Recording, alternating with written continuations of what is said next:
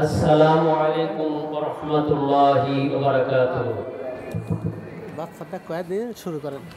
আইফার ছোট্ট একটা বাচ্চা, একজন দান করেছেন 1000 টাকা। আইফ খান ছোট্ট ছেলে না? ছেলে কি লাতি ফুতে আইফ খান নাতি অথবা ছেলে হতে পারে। 1000 টাকা দান করেছেন। আল্লাহ এই দানকে আপনি কবুল আর মঞ্জুর করে নিন। তার কিয়ামতের মুসিবতের দিনে আল্লাহ তুমি নাজাতের দরিয়া বানিয়ে দিন। আল্লাহুম্মা আমিন। আসসালামু আলাইকুম ওয়া রাহমাতুল্লাহ। الحمد لله نحمده ونستعينه ونستغفره ونعوذ بالله من شرور أنفسنا ومن سيئات أعمالنا. من يهد الله فلا مضل له ومن يضلل فلا هادي له. نشهد أن سيدنا ومولانا محمدا عبده ورسوله الذي أرسله بالحق بشيرا ونذيرا وداعيا إلى الله بإذنه وسراجا وقمرا. فقد قال الله تعالى في كلامه المجيد وفرقانه الحميد. أعوذ بالله من الشيطان الرجيم. بسم الله الرحمن الرحيم. إن الله وملائكته يصلون على النبي يا أيها الذين آمنوا صلوا عليه وسلموا تسليما. اللهم صل على سيدنا مولانا محمد وعلى آل سيدنا حبيبنا محمد. بلغ العلا بكماله كشف الدجى بجماله حسنت جميع خصالهم. صلوا عليه وآله. মুঝে কুছ মিলে ইয়া না মিলে মুহাম্মদ মিলে আলী মুশাইদ জেশে আল্লাহ মিলে. বালাগাল উলাম বিকামালিহি কাশাফাত দুজা বিজামালিহি حسنت جميع خصاله. صلوا عليه وآله. আলহামদুলিল্লাহ। সর্বপ্রথমে মহান আল্লাহ তাআলার দরবারে লাখো কোটি শুকর গুজার করছি। রিয়াজ 100 টাকা দান করেছেন। আল্লাহ তাআলা আপনি দানকে কবুল আর মঞ্জুর করে দিন। আল্লাহ তাআলার দরবারে লাখো কোটি শুকর গুজার। All praise be to Allah, the creator and the sustainer of the world. For this reason, we have to always praise only to Allah. এই কারণে আল্লাহ তাআলাকে শুকর গুজারি করতে হবে। আল্লাহ রাব্বুল আলামিন আরো একজন 1000 টাকা দান করলেন। মুজিবুর ভাই আমার 1000 টাকা দান করলেন। আল্লাহ তাআলা এই দানকে আপনি মঞ্জুর করে নেন। তার মুসিবতের দিনে আল্লাহ দানটি আল্লাহ নাজাতের দরিয়া বানিয়ে নিন। আর একজন ভাই জানা আল্লাহ 1000 টাকা দান করলেন। ইয়াংস্টার আল্লাহ তোমার গোরস্থানে দান করে গেলেন। ওর আত্মীয় স্বজন যারা আল্লাহ গহীন কবরে শুয়ে রয়েছেন আল্লাহ তাদেরকে মাফ করে দাও। তাদের কঠিন মুসিবতে আল্লাহ আল্লাহর নবীর সাথে আসর নাসর করায়ও। আল্লাহ কিয়ামতের দিনে আল্লাহ যুবক ছেলে থেকে আল্লাহ তুমি জান্নাতের বাসী করে দাও। আল্লাহুম্মা আমিন। ভাইরা আমার, আল্লাহ তাআলার প্রশংসা এই কারণে করব। আল্লাহ রাব্বুল আলামিন বলেন লা ইন شكرتم لأزيدنكم ولئن كفرتم إن عذابي لشديد সুতরাং আল্লাহ রাব্বুল আলামিন আমরা প্রশংসা করছি। আল্লাহ তাআলা বলেন পৃথিবীর মানুষ তোমরা দেখো খালাকাস সামাওয়াতি ওয়াল আরদা বিল হক, আমি পৃথিবীর বুকে সব কিছু সুন্দর করে সৃষ্টি করেছি। সুতরাং এই জন্য আল্লাহ তাআলার প্রশংসা, আল্লাহর দানগুলো কবুল করে নেন। আমার ভাইরা, আমার সাউথ আমেরিকা যদি আমরা আমাজন দিকে তাকাই, অ্যামাজন যে হ্রদটি রয়েছে, বনাঞ্চল রয়েছে, আপনারা অবাক হবেন। বাংলাদেশের 40টা বাংলাদেশ সেই ভূখণ্ডে ডুবিয়ে রাখা যায়। আমি বলতে চাই, যদি আমরা নীলতিমির দিকে তাকাই তাহলে প্রতিদিন 500 টন সে খাবার গ্রহণ করে। একটি নীলতিমির ছোট্ট একটি বাচ্চা আমাদের হাতের মতো। সুতরাং সব কিছুর জন্য আল্লাহ তাআলার প্রশংসা করতে হবে। এই জন্য বলতে হবে আলহামদুলিল্লাহি রাব্বিল আলামিন। আল্লাহর প্রশংসা করব। আল্লাহ তাআলার জমিনে আল্লাহর দ্বীন প্রতিষ্ঠা হবে, এই জন্য আল্লাহর প্রশংসা করতে হবে। আল্লাহ তাআলার জমিন দিয়েছেন, পৃথিবী দিয়েছেন, আল্লাহ তাআলা আমাদেরকে সৃষ্টি করেছেন। যেহেতু আমরা আল্লাহর সৃষ্টি, জমিন হলো আল্লাহর সৃষ্টি, সুতরাং এই পৃথিবীর বুকে চলবে আল্লাহর বিধান। কথা ঠিক কিনা? মক্কার জমিনে আল্লাহ রাব্বুল আলামিন হুজুর করিম সাল্লাল্লাহু আলাইহি ওয়াসাল্লামকে প্রেরণ করে দিলেন এবং তিনি বললেন, নবী হে, আপনি অ্যানাউন্স করে দিন, বলু লা ইলাহা ইল্লাল্লাহু তুফলিহু। নবীকে বলা হলো, ও নবী, আপনি ঘোষণা করে দিন, আল্লাহর জমিনে আল্লাহ ছাড়া কোনো আইনদাতা নাই, আল্লাহ রাব্বুল আলামিন ছাড়া কোনো বিধানদাতা নাই, আল্লাহ ছাড়া আইনদাতা নাই, বিধানদাতা নাই, এটি ঘোষণা করে দিন।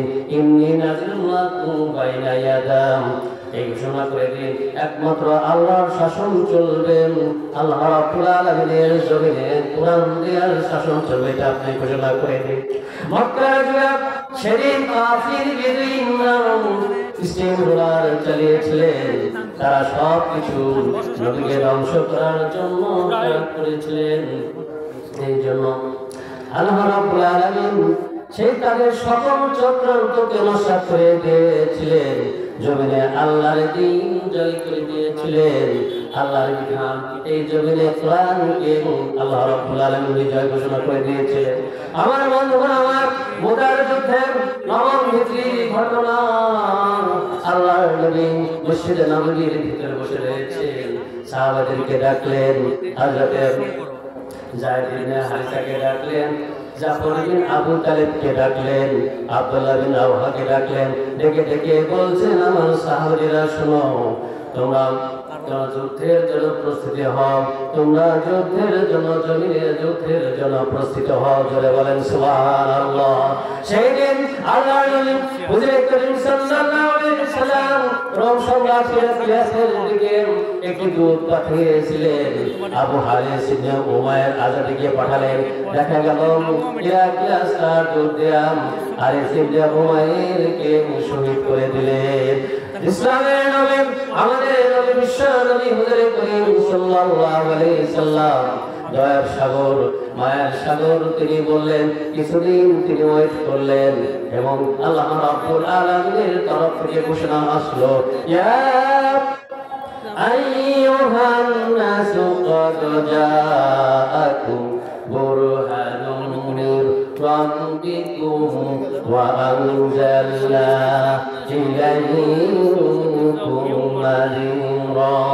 আল্লাহ রাব্বুল আলামিন ঘোষণা করে দিলেন, ও নবী, পৃথিবীর বুকে আপনার উম্মতদেরকে আপনি জানিয়ে দিন, আপনার জাতিকে জানিয়ে দিন, একমাত্র আমি আল্লাহ রাব্বুল আলামিন তোমাদের জন্য আমি রাসূল পাঠিয়েছিলাম। সেই রাসূল হলেন আল্লাহর নবী হুজুর করিম সাল্লাল্লাহু আলাইহি সাল্লাম। আর তার কাছে একটি কোরআন পাঠিয়েছিলাম, একটি গ্রন্থ পাঠিয়েছি, সেটা হলো আল কোরআন। যারা বলেন কি?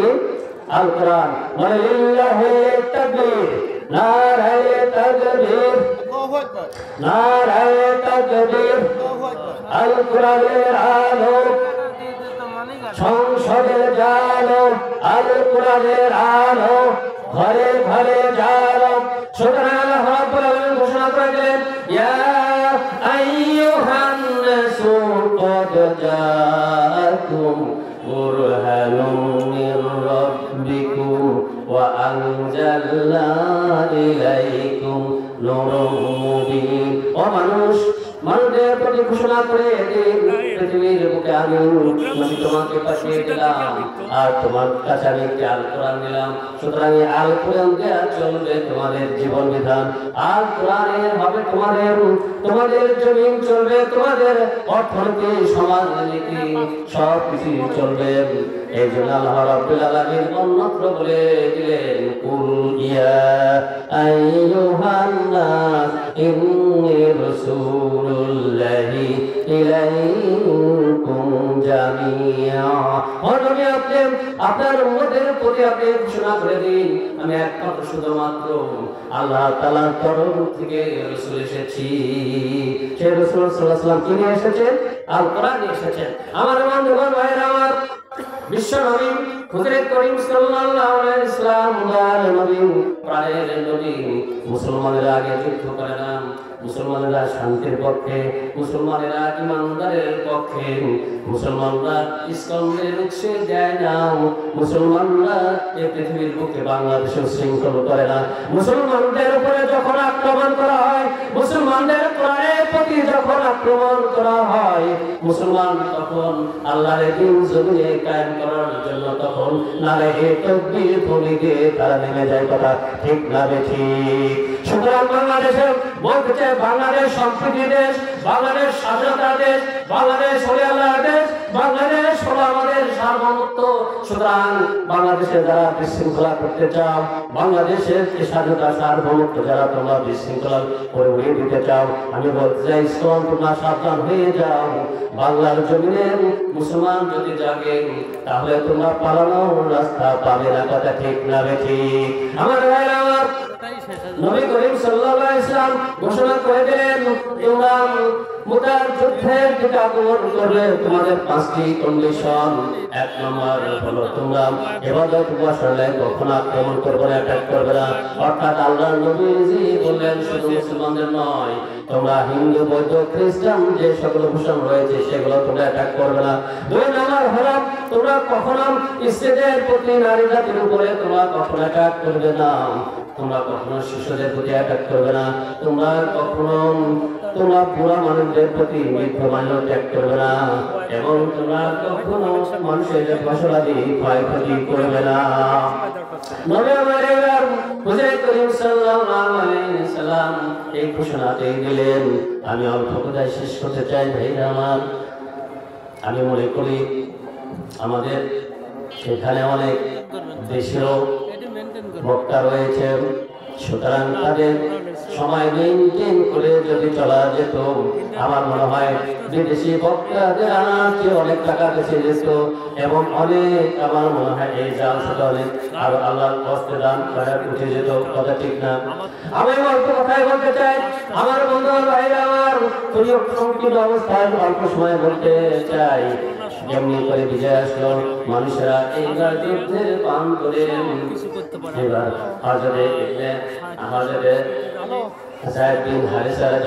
শহীদ হলেন। এরপরে জাফর বিন আবু তালিব শহীদ হলেন।